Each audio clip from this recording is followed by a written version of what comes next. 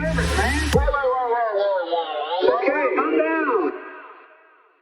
wanted to ask you about your comments, very moving comments about Aaron Bushnell. I want to play something that you said, and people were amazed that this got on CNN. But here, let's play this clip of you on Dana Bash talking about Aaron Bushnell, who, of course, self-immolated in protest of the genocide in Gaza. Well, we shall see, but I mean, part of the problem is we can't reduce what's going on in Gaza to some kind of electoral-political strategy. I mean, we've seen the example of our dear brother Aaron Bushnell. When he set himself on fire and killed himself, what was he saying? These are moral issues and moral causes. These are not just brands and strategies and tactics. And as you know, Sister Dana, so much American politics is about strategy and tactic. These are deeply moral and spiritual issues having to do with arbitrary power being used. And when I hear Sister Rashida say, well, Biden is not hearing us, no, Biden is enabling the killing of us. That's what's taking place here. And so you can imagine it, my Arab brothers and sisters in Dearborn and other places are saying, we're not just pieces to be moved on a chessboard. These are our families. This is mama and daddy. This is grandmama and granddaddy. It reminds me in some ways of the rabbis who marched in the early 40s, led by the great Rabbi Abraham Joshua Heschel, and FDR wouldn't even come out of the White House. He sent Henry Wallace, and those rabbis were sitting there saying, look, massacres are taking place, war crimes are taking place, crimes against humanity, genocide is taking place. What did the White House do in the early 40s? Nothing at all, hardly. Why? Because it was an electoral-political issue. The Jewish vote didn't mean X. The Jewish vote didn't mean Y. These are human beings, and America is enabling the killing of them. So it is now in 2024. Where is the space for truth, justice, love in a moment of electoral politics and barbarity? That's the question. I wanted to ask you about the tradition of self-immolation. I mean, I usually go back in the history of the West to Cato the Younger, of course, who killed himself, but he stabbed himself as he saw Julius Caesar beginning to not just take over but become hegemonic. The Roman Empire and the Roman Republic was going under. Now, of course, you know, Cato's no serious progressive. You got Spartacus and the others who bringing critique to bear on him, given these slaves oppressed in the Roman Republic itself. But Cato himself, I mean, they got a major statue of Cato in the Louvre, you know, and he's reading about Socrates' suicide, drinking of the hemlock. There's a long tradition of people who pay the ultimate price by killing themselves in order to bring attention to a higher cause. It could be a suffering of a people. It could be a particular issue. And that is a noble thing. And you bear witness, and sometimes bearing witness takes the form of martyrdom. And so that's crucial. Like the very beginning of Franz Rosenzweig's Great The Star of Redemption. He begins with witness. He comes out of biblical Hebrew scripture. Witness as a thinker, as one in solidarity with oppressed people. And you may pay the ultimate price. And sometimes it's a form of taking your life. Sometimes it's a form of the state taking your life. Sometimes it's a form of vigilantes taking your life, but you pay the ultimate price. But usually you see the people, and I've been, as you know, intensely attacked by even associating my dear brother Aaron Bushnell with martyrdom, but I remain convinced that he was a martyr. Usually those who are saying what they're saying about me are so thoroughly indifferent to the suffering he's trying to bring our attention to.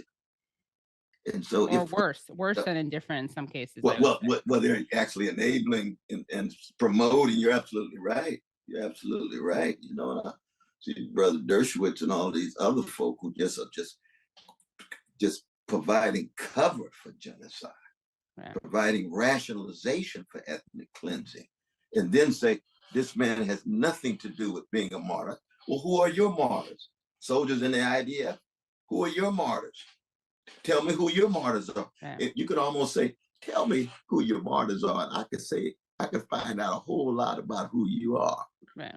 You know what I mean? I mean, even as a Christian, did Jesus really commit a certain kind of self-suicide? Well, it's certainly God committed a kind of deicide from a theological point of view, to Right. come into such a cold and cruel world and be willing to die so that God becomes not a king on a throne, but a servant of poor people, and put to death by the Roman Empire for running out the money changers of a temple, the largest edifice east of Rome, with 300 Roman imperial troops protecting that temple. When you go in anyway and turn the tables over in the name of the poor, not out of hating the rich, but hating greed, hating oppression, hating injustice.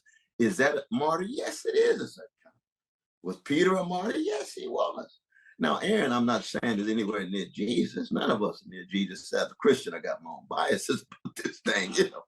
But certainly he will be remembered as somebody who paid the ultimate price based on his commitment to a cause in this attempt to reduce his action to some kind of psychological imbalance, a moral illness, and so forth. No, we've got to begin with the sociopaths and the psychopaths who themselves continually engage in massive massacring of children and human beings. What kind of human being does that? They're the ones who ought to be the primary subject matter of any kind of serious psychological analysis, let alone their role in an imperial system, let alone their role in a predatory capitalist system, let alone their role in a patriarchal system.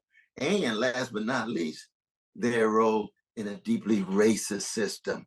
Because you and I know that if Palestinians were doing to Jews what Israelis are doing to Palestinians, Biden and Harris would support the Jewish version of Hamas. They would be looking for funds. They would support those freedom fighters who were resisting against Palestinian occupation and Palestinian domination. But you flip it over, and lo and behold, it's anything it wants without accountability. And when it reaches the point where it looks like we might lose an election, we're going to drop some food, even though we allow the bombs. We give them more money. We give them more bombs. It's the level of contradiction, hypocrisy, incongruity, unbelievable cruelty. While there are food trucks waiting to revealed. get in. That's the thing. If we wanted to use, it would just require political pressure. I've spoken to Craig McIver, who's that very courageous former UN official, human rights lawyer who resigned over the UN's failure to protect Palestinians. And he said that, you know, the airdrops are just a fig leaf, and the human rights community doesn't take it seriously. They think it's a lie because there are all these trucks waiting to be let in. And the issue is Israel's not letting them in. And I just wanted to share your tweet about Aaron Bushnell, which was, I guess I shouldn't be surprised, but considered controversial by some, although I don't see why. But you wrote, "Let us never forget the extraordinary courage and commitment of brother Aaron Bushnell, who died for truth and justice. I pray for his precious loved ones. Let us rededicate ourselves to genuine solidarity with Palestinians undergoing genocidal attacks in real time. Hashtag Aaron Bushnell, hashtag Free Palestine." And you were asked by Piers Morgan, whose show you went on the other day. I just want to read you what Ben Shapiro said about your tweet, though, about Aaron Bushnell. He said, "Our political environment is facilitating dangerous insanity. It is easy enough for people like Cornel West to celebrate the pseudo-heroism of disturbed people lighting themselves on fire, but both the mentally disturbed and our society pay the price for such celebration." I mean, he has a point, doesn't he? You wouldn't want other people to go and set fire to themselves and kill themselves like he did, would you? Brother, I have deep libertarian sensibilities. I believe that people make choices and they have to take responsibilities. They make decisions, they have to deal with the consequences. I do not promote people killing themselves, not at all.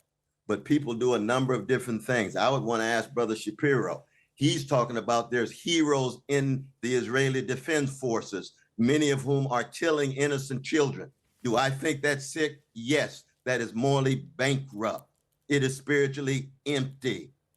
It is ethically vacuous. I come right back at Shapiro. Your heroes happen to be engaged in terrorist activity against Palestinians, and you're going to say Aaron's not a hero. Aaron is a particular person who exercised a certain kind of witness and ended up taking the form of killing himself in order not to bring attention to himself, but to try to give some sense of urgency for a genocide taking place before his very eyes. Do you believe Aaron Bushnell? That's what Brother Shapiro doesn't want to focus on. Do you believe Shapiro still wants to hide his indifference to the suffering of Palestinians in the form of attacking Okay, let me ask you. How cowardly can you get, my brother? Do you believe that Aaron Bushnell is a martyr? Well, martyr and witness really have the same root, as you know, in the Greek. And martyr means someone who pays an ultimate cost tied to a higher cause. I believe trying to bring attention to genocide and bring genocide to a close is a higher cause. And I believe that his actions was trying to bring attention to that higher cause. So yes, he is a martyr. Absolutely. Dr. West, always good to talk to you. I love that clip because it's great to watch you in real time go through the steps of determining whether he was a martyr. Because you kind of broke it down. You were obviously didn't have it like pre-worked out, and then you just figured out, well, let's see, what was he doing? What does martyrdom mean? What does witness mean? Yeah. You are absolutely right about that. You are absolutely right.